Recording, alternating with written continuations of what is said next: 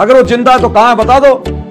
अगर वो दाढ़ी मूंछ वाला कबीर जिंदा है तो बताओ फिर कहां है। गुरु का एक एक शब्द पत्थर की लकीर है कि गुरु से लगन कठिन है भाई।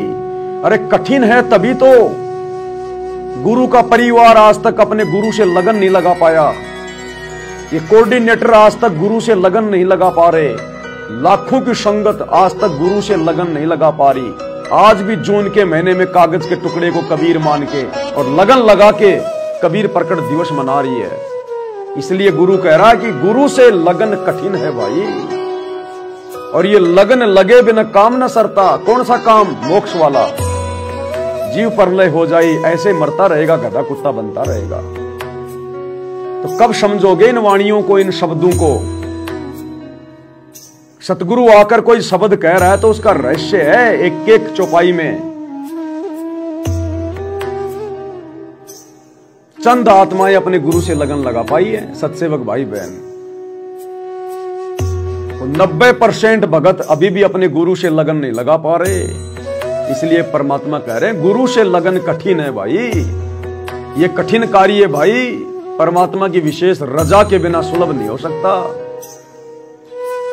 ये शब्द ऐसे थोड़ी गा दिए गुरु जी ने अपनी मनमर्जी से थोड़ा ना बना दिए कि गुरु से लगन कठिन है भाई। अगर लगन लग जाए इतनी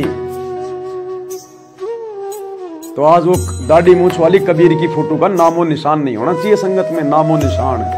लेकिन नहीं लग रही लगन। अभी मुर्दों से लगन लगा रहे हैं। पहले अपने बाप दादाओं की फोटो से लगन लगा के रखते थे, उनके श्राद्ध निकालते थे। उन फोटों को अपने घर में, अपने दरवाजे में, अपनी अलमारी में रखा करते थे। अपने बाप दादाओं की जो मर गए उनकी मुर्दों की, उनके श्राद्ध निकाला करते थे। अब ये कबीर प्रकट दिवस मना के और उस मुर्दा फोटो के श्राद्ध निकाल रहे हैं जून के महीने में। ये कबीर प्रकट दिवस के ऊपर उस मुर्दा फोटो की जो पूजा की जाती है, भोग लगाया जाता है, जो लड्डू जलेबी बनाए जाते हैं 3 दिन तक, जिसको तुम भंडारा कहते हो, ये श्राद्ध निकाल रहे हो। श्राद्ध, क्योंकि मुर्दों के तो श्राद्ध निकलते हैं, भंडारे तो जिंदे के होते हैं, जिंदे के। अरे मरने के बाद तो श्राद्ध निकालते हैं फिर।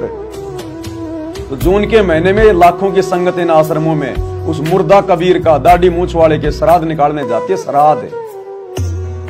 और दुनिया को कह रही है श्राद्ध निकालना बंद कर दो, और तुम खुद मुर्दों का श्राद्ध निकाल रहे हो। क्या गलती है फिर वो दुनिया की? अरे वो भी तो मरने के बाद अपने बाप दादाओं के, परदादों के श्राद्ध निकाल रही है। तुम भी तो अपने भगवानों के मरने के बाद में श्राद्ध निकाल रहे हो। अगर वो जिंदा है तो कहां है बता दो। अगर वो दाढ़ी मूंछ वाला कबीर जिंदा है तो बताओ फिर कहां है, बताओ कहां है। अरे वो तो हमारे गुरुजी हैं, सतगुरु रामपाल जी के रूप में आ गए। फिर जून के महीने में क्या अपने फूफा के श्राद्ध निकाल रहा है? अगर वो दाढ़ी मूंछ वाला कबीर वर्तमान में तुम्हारे गुरुजी के रूप में आ गया तो जून के महीने में फिर क्या तेरे फूफा के श्राद्ध निकाल रहा है तू? बुद्धि घास सरने गई। जगत में 90% भक्तों में कोई अंतर नहीं है। खाली ठप्पा लग रहा है कि हम सतगुरु रामपाल जी के भगत हैं, बाकी लेना देना कुछ नहीं है। वही कर्म है, वही कर्म।